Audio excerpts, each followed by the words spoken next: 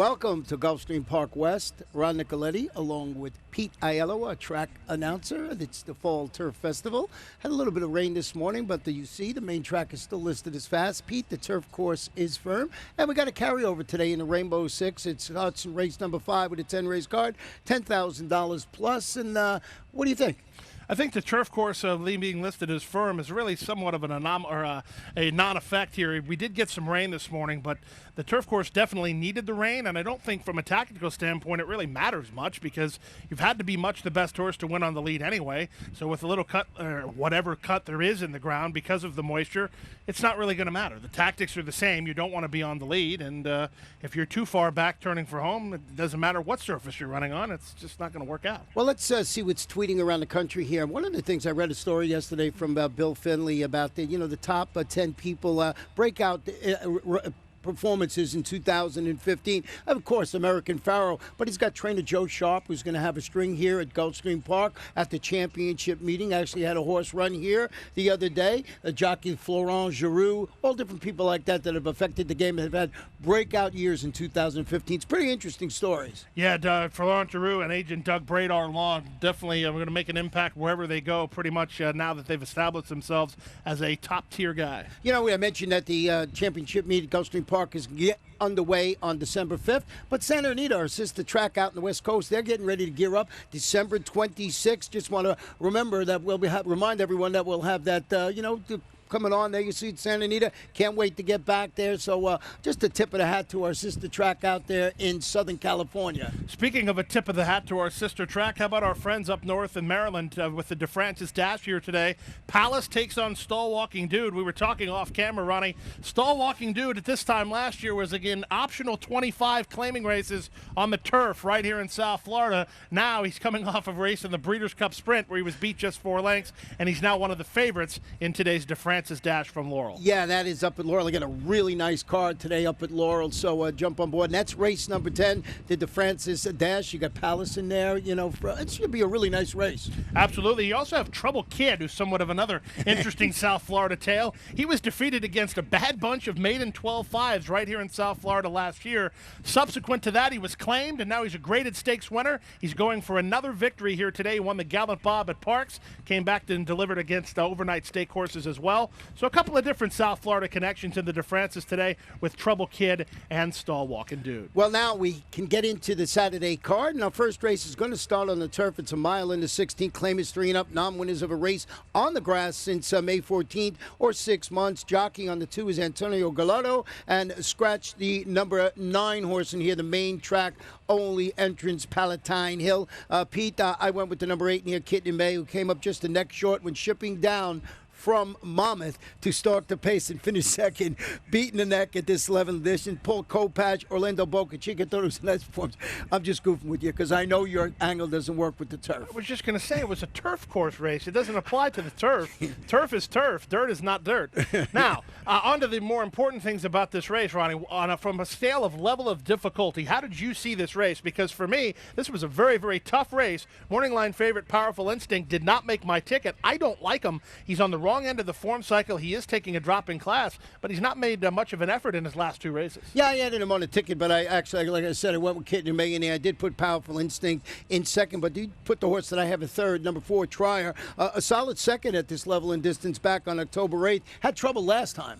Yeah, he did have trouble last time. He stakes placed over this course. He ran second in the Millions Turf Preview last year to the veteran campaigner Bad Debt. He's not really panned out since then. He has not won yet for the new barn, Marcial Navarro. That surprises me because Marcial usually moves horses up. It has not happened with Trier, but his race 2 back is plenty good enough. And the winner of his last race, Poco Man, he took a step up in class for a new barn and won last time out. So repeat winner, as you like to say, it's a key race, maybe. Right. At least the winner was, anyway. Well, I want to hear about number 1, My Charming Clyde, who's up there at 15-1. Rodney Sudine in the saddle, taking some money very early in the wagering at 8-1. Well, this is a veteran campaigner. He's made over $400,000. He stakes tested when he was younger. He was in the barn of Anthony Pecoraro, and he was one of the most reliable horses on the other side of the state at Tampa Bay Downs. He has a pretty, how would you say it, elementary handicapping angle here, Ronnie. He was off since January. He came back off of that layoff last time out. He didn't disgrace himself. He was beat 7 lengths behind Poco Man. It was the same race that Trier came out of. In fact, he was only a length and a quarter behind Trier. He had to need that race. It had to be a strict tune-up for this, and he's going to be better today than he was last time. And if I like Trier, I have to like my Charming Clyde. I like both of their prices right now, 9-1 on Trier and 7-1 on my Charming Clyde. Yeah, very early. Number 3, Powerful Instincts, as we mentioned, he went for David Jacobson, trying the $8,000 condition claimers. He was up against $40,000 New York bred optional claimers up on Belmont Turf. So I think a level where this horse can be effective, but got to prove it to me shipping down here. It's the son of Smooth Jazz. All I can tell you, fans, this is my advice. I think you should probably spread here, and if Powerful Instinct is odds on, in my opinion, you spread and pitch him and try to start the day on a big note, because a horse like this, he's either going to win by 5 or he's not going to be heard from. Well, let's go to race number 2 this afternoon. It is on the main track, and you see on the board the main track currently listed as fast, and it should be fast throughout the day. Got a nice breeze and pretty nice weather here today. Finally cooled down a little bit in South Florida. Actually comfortable up here today. 5.5 furlongs, maiden claim is 3 and up, $10,000. Do have a scratch in here of number 1, no hit, no run, and with 6 horses in the field, there will be no rolling Rainbow Six. Super High 5 in here. We'll go to the next race, but this one here, Pete, you went with the number 2 horse in here, and that's Warrior's Instinct. I scratched into him. I like the 1, no hit, no run off the long layoff in for the cheap tag for the first time.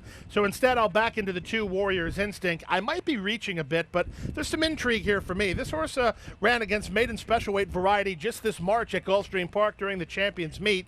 He took a tumble in class when he went to New Jersey and then went favored in a race at Philadelphia, but he didn't make the course. But don't worry, there was no health issues there. He stumbled and lost the rider.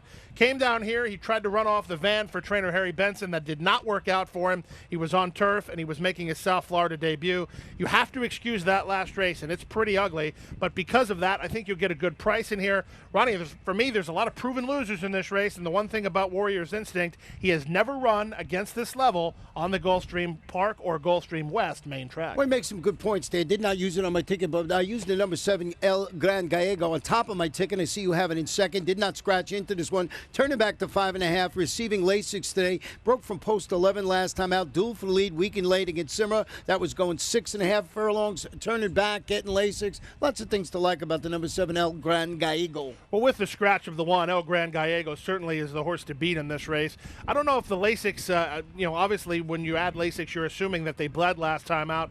I didn't get that impression from El Gran Gallego. He's just kind of a one-paced horse, and the horses like that at this level will eventually win.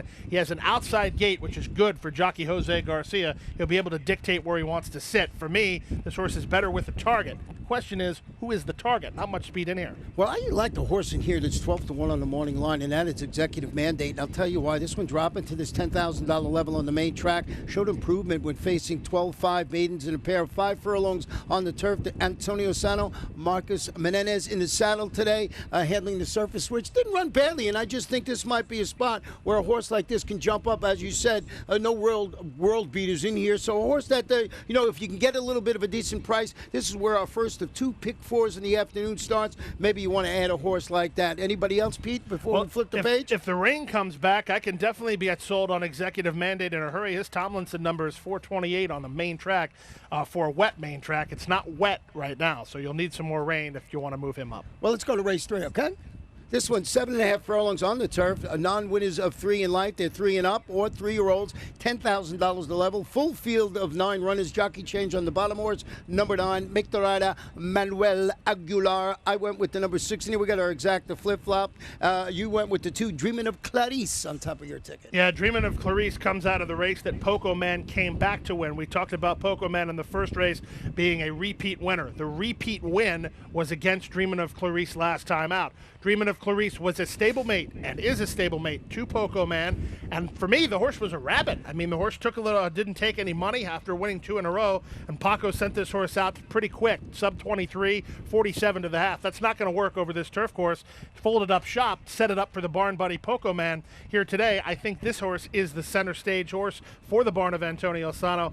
And the other thing about this, and this is kind of my key handicapping angle against this level of competition, as you like to say, this horse has been running against wide open company and doing well. Everybody else has been running well, but it's been against lifetime condition. So for me, there's a pretty big delineation between the lifetime condition and the open. I'll go with the open horse, Dreaming of Clarice, on the offensive. Well, I went the other way with the number 6, Our Tempest, but we're basically in agreement here. This one now, a gelding, drops to this level after breaking inward at the start, tracking the pace, weakening to finish 8th, and his Belmont finale was against $25,000 3 lifetime claimers. George Navarro, the barn has been on fire. Jesus Rios in the saddle, Dreaming of Clarice for all the reasons you mentioned. I closed it out with the outside horse, number 9, Wildcat Kitten, a gelded son of Kitten's Joy, who's cutting back to this distance today of 7.5 furlongs. Really a couple of solid efforts going a mile, in which he defeated $10,000 2 lifetime types, crossed down at a mile, and was third behind Dreaming of Clarice, going a mile in the 16th on October 21st. Yeah, like I said, there's a lot of horses, even my third pick, one Vincent Chase, coming out of the lifetime condition races. The thing is that the top 2 horses on form in here are our top 2 plays, Our Tempest and Dreaming of Clarice. However, from a tactical standpoint, they might do too much too soon. Be interesting to see what the tactics are for Our Tempest. If he can stalk Dreaming of Clarice, he probably wins easy. If he has to go or wants to go with Dreaming of Clarice, then it's somewhat of a Pandora's box scenario. Well, we're going to flip the page and go to race number 4, 7 furlong allowance, optional claimers, state breds, 3 and up, $12,500 to 11 level, scratch the 8, Bellamy Storm. Want to go back and show your performance from last year in November in the juvenile sprint, and this is Morgan's Harbor, who ran into Mr. Jordan that day. I know you called this race, made a nice sweeping move on the turn. Nobody was beating Mr. Jordan that day. No, I mean, if you had told me, and I got to my level of harassment about it, I was so high on Mr. Jordan. I mean, I thought he would go on to the Fountain of Youth and Florida Derby Series and play a major role. He ended up running in some big races, including the Haskell, but it just didn't work out for him. But Morgan's Harbor at the time was very, very well regarded and put in a good run. The question I have for you on Morgan's Harbor, are you concerned at all about the layoff? Of course, you're always concerned about the layoff. And, you know, yesterday, a couple of horses coming off the layoff, albeit for Todd Pletcher, were able to win. This horse was not only did he run good that day, he came back and he ran, I thought, a really good 4th in the $100,000 spectacular bid behind Barbados. So he was really doing some nice work. Then he goes into a $75,000 optional claimer in January at a mile and runs pretty good. Hasn't been seen, so it's a little bit of guesswork here. So I put this horse on top of my ticket, but I just think all in all, he's the best horse in the race if ready. Yeah, well, and the thing, too, is there is a handicapping angle that applies to Morgan's Harbor. He's had a lot of time to grow into himself. He's pretty much, those races in January, for all intents and purposes, he's still pretty much a 2-year-old. The full papers and the program say otherwise. But, I mean, he's not mature is the point of the story, and now he's had time to grow into himself. If you saw that backtrack, he's somewhat of a big horse, so maybe he needed to do that. That was part of the reason for the time off. Well, I looked around, and a lot of people picked the horse you have on top today, Big Awesome. I did not pick this horse on my ticket, and I don't know if I made a mistake, but you got him right on top. He's the morning line favorite. Tell me why. Well, he blew the break last time out and ended up running behind, of course, because Big Awesome blew the break, of course, was left alone on a lonely lead.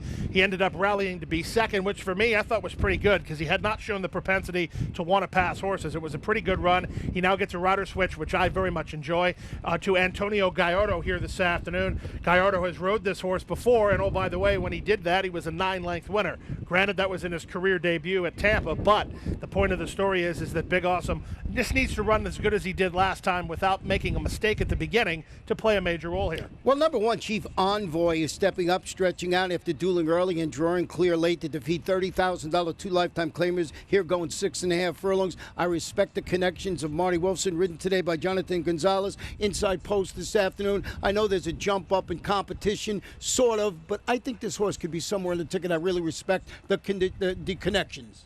No argument there. Chief Envoy makes a lot of sense. Another horse that makes a lot of sense, especially at the morning line price of 8-1, is your third play and my second play, the 5-horse Never Give In.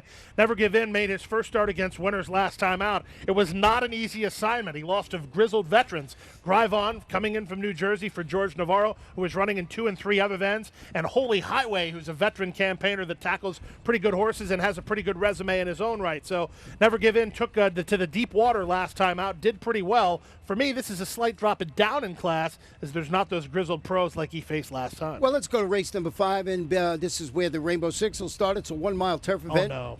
Maiden claimers, fillies and mares, 3-year-olds and up, $12,500. Scratch the main track only number 11 and the also eligible number 12. And we want to go back and show you a performance last time out of a race that we're going to tell you as it progresses through. We want you to make the decisions. Well, here. that's what I wanted you to see. You know, we showed you a race yesterday and wanted you to draw your own conclusions. I drew one and lost, and Ronnie, you drew a complete opposite conclusion about the same replay. You're looking at Dee's Causeway. That's hard to picture as the 4-horse there. Dee's Causeway, the 2. The eventual winner, Our Sister Ania, and then that's Bella Dixie in the blue colors getting up to be 4th in the race there. Actually, ended up getting 4th narrowly. That was a pretty good cavalry charge down the stretch, and a lot of these horses, as we said, you have Bella Dixie, hard to picture, Dee's Causeway, all coming out of that same race, and also Easter Light, who backed up before we queued that replay up. She was also in that race, so I'm very disappointed, however, because I really don't think that you or me can carry See Charlie Run home when we both have See Charlie Run on top. That's not good. He's stretching out to a mile after responding in his first ever trip around 2 turns with a second-place finish against this level of competition, going 7.5 furlongs. And I thought he was the logical choice. And I don't know what he is on the morning line, but that'd be 6-1. 6 on the morning line in there. The horse I used in second, Pete, was the 7 Fueda. Is stretching out to a mile, close to be 4th in her local debut, going 7.5.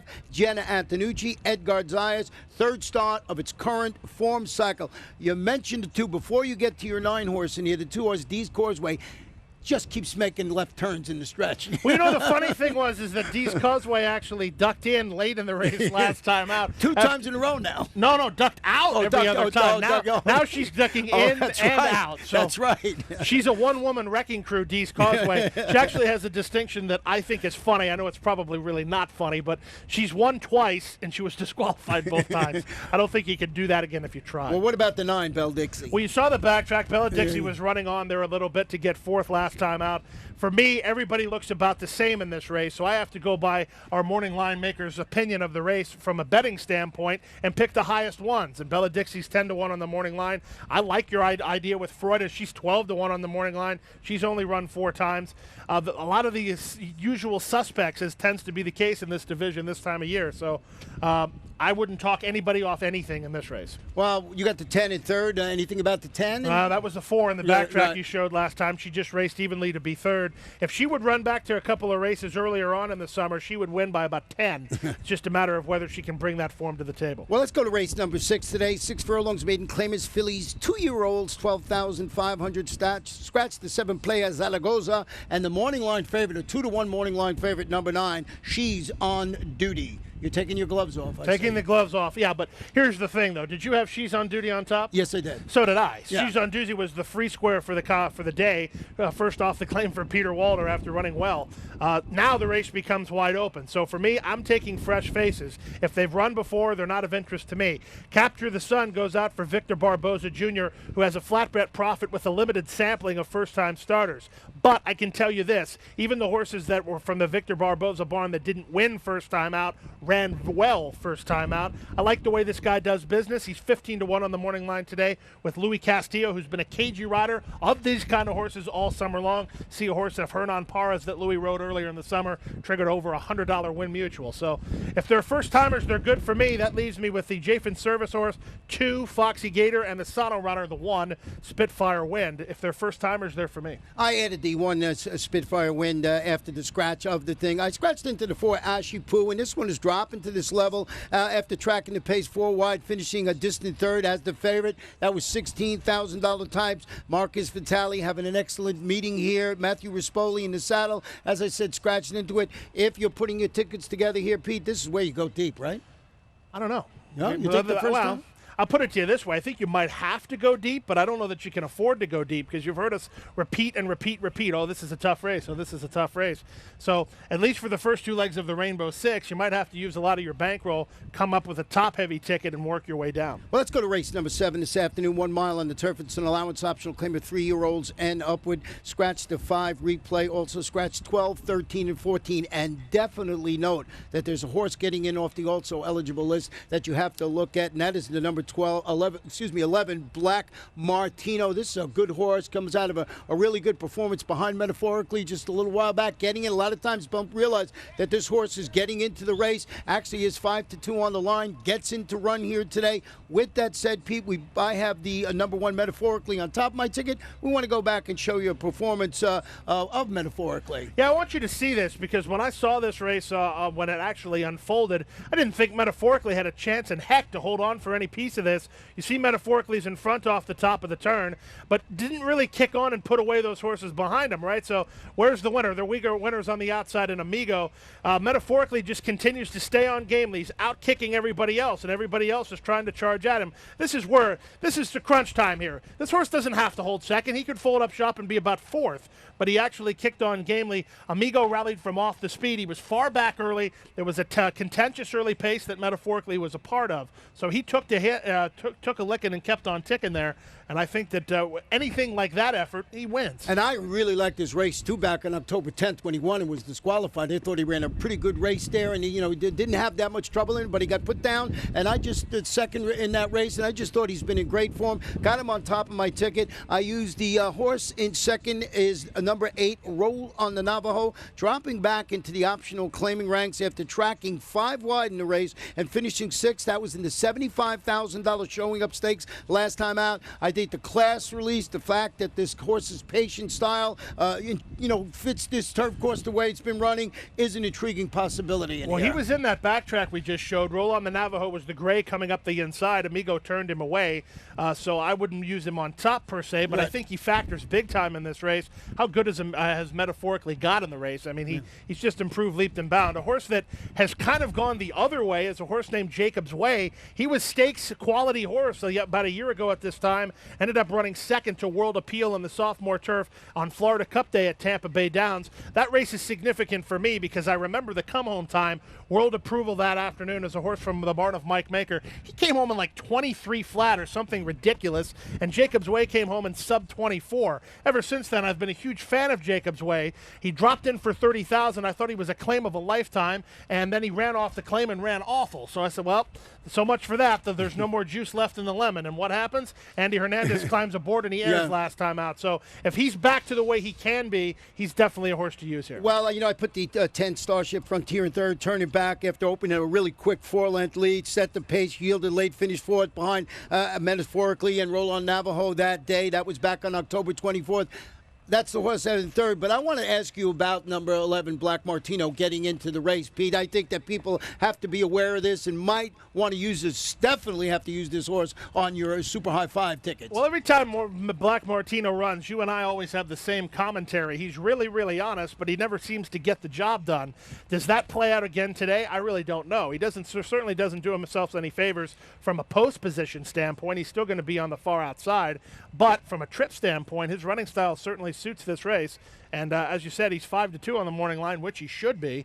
He's definitely a horse that you're going to have to decide what to do with. Well, let's go to race number 8. This one is 6 furlongs, claimers, fillies, and mares, 3 and up. Non-winners of 3 in line for 3-year-olds. Scratch the 2 Venom Girl, which I think was Pete's top pick. The Best 11, bet of the day, by the way. And number 16 in here, so we got to scratch the 2, 11, and 16. And how'd you see this race now with the scratch? Oh, well, I love that, Ronnie. That's such camaraderie. You know my best bet of the day was the horse that scratched, and you still give the ball to me. That's like running it. What does it say there? Pete first. You told me to go with you first. I think if you reread the email, it was the complete opposite. But in any case, I went with Kickin' In. Kickin' In drops in class here today. She tried wide open claimers on turf last time out. That's not the race that interests me. The race that interests me is the race 2 back. The comment didn't denote it. From my standpoint upstairs, it looked like she hit the rail late. She was ducking in. She was well cleared. She was going to win the race anyway, but she brushed the rail at the very least and then came back to run well against Sakar, who was at the time getting into very good form. Morgan Falls came back to win after that. That was just earlier this week. It was Wednesday afternoon that Morgan Falls won. So there's 13 of them in here. I think about 11 of the 13 of them have a chance. and this was the race where my best bet of the day is, so I can't be overly enthused. Well, I did use the 6 Daichos, who's cutting back to 3/4 today after contesting the pace throughout and finishing second against, as you mentioned, his very familiar competition, going 6.5 furlongs. She's daughter of Graham Hall. I give it a tepid nod in here against a field that takes turns finishing front of each other. The 14 Heaven's Touch, David Jacobson shipping in, did not put him on top. The last time he ran at Saratoga, August 15th, he's a lightly raced mare. She's a lightly raced mare, spotted perfectly against this level of competition. But once again, we have to see how these horses that are shipping down for David Jacobson are going to compete here at Gulfstream Park West over this track that they haven't run on. Well, I think Heaven's Touch is somewhat of a complete pitch here for me, and this is just my logic, right? So you claim a horse for 20, you work her one time, and then you put her back in for 62.5? No, thank you. Especially not as the heavy favorite. You want to go to race 9 now? Absolutely. Race 9, a very, very good maiden race. This is a race where I'm now going to take the ball. We're going to do a little wildcat play, and I'm going to toss it back to Ronnie. Okay. Because this is a maiden special weight race on turf, which means that in November in South Florida, we're getting to championship meet territory. I'm very much outclassed when we come to championship meet territory. These are horses that I have very little knowledge of. So, Mr. Nicoletti, tell the fans here's who's going to win this race. Well, first let me give you the conditions of the race, then I'll delve right into it. This one's 7.5 furlongs, turf, maiden special weight, 2-year-olds, as Pete mentioned, a really nice race. Scratched to both AEs, 11 and 12. And number 4, I'm No Secret. I like this horse a little bit better about a day ago, and I'll tell you why. This one turning back to 7.5 furlongs after setting the pace. Weakly late to finish third behind Frontier Ranger, a horse that both Pete and I picked the other day. Did not run very well, but the horse that was in that race, Little Nick V, came back to win the $100,000 juvenile turf here last Saturday. Really nice performance. Keying off that, I put the number 4, I'm No Secret, on top of my ticket. I went with a first-time starter here, the Godolphin Blue. I can't go wrong with the Godolphin Blue and trainer Tom Albertrani. They send out the 7-horse Marchant in this race by Medaglia d'Oro out of Aurora Mare. I think this horse is pretty well spotted. Albertrani notoriously bad with first-time starters. However, this is a different caliber of a first-time starter with respect to this race. We have some horses that have form, to me, that aren't any good. So then you have to go to the first-time starters like Little Mo or Glorious Summer or Marchant. The horse that, to me, and you have him second, so I'll segue for you, number 6, Patio Wagon, definitely has the best form coming in for Jane Sibeli from Laurel and Monmouth. Yeah, I mean, ran pretty good, showed promise, as you mentioned, on both third starts up north when he was beating half length, going 5.5 furlongs at Laurel, then finishing second, going a mile at Monmouth. Antonio Galato in the saddle today. But a horse I want to talk about is number 5, Happy's Causeway, because this one bred on both sides of the family tree to love the turf. He's the son of Giants Causeway out of the Lemon Drop Kid mare. Hello Maggie May stretches out around 2 turns on the grass. Made a strong late rally last time out to finish third here, going 7 furlongs. Marty Wolfson, Jonathan Gonzalez, like the breeding. Strictly a breeding play on my part. No argument there. Like I said, fans, this is a Champions Meet quality maiden race, and enjoy this one. A great wagering opportunity for me. Easily the best bettable race on the program today. Well, let's go to race 10. 6 furlongs, claimers 3 and up, $6,250. Scratch the 10, the 9, the 14, the 15, and the number 16. And we want to go back and show you a performance of a horse that Pete has some interest in, and that is, who is it? Key Cachet. Key Cachet. I just want you to see 3 horses that are in this race. They went way too quick, way too soon. CD Gold and Pachanga Party did each other in. That's Rocky's Home Run, who just took the lead. Key Cachet on his outside is going to end up running down Rocky's Home Run. And then that's Helper Rye, the one horse just got into your screen, rolling home late. All 3 of those horses are in this race. They benefited from a fast pace last time out. We have a full field in the gate today. Will the pace be fast enough to let them close into it? I think all 3 of them have a chance if the pace is fast enough. Well, here I did go with the David Jacobson horse, and that is Congenial,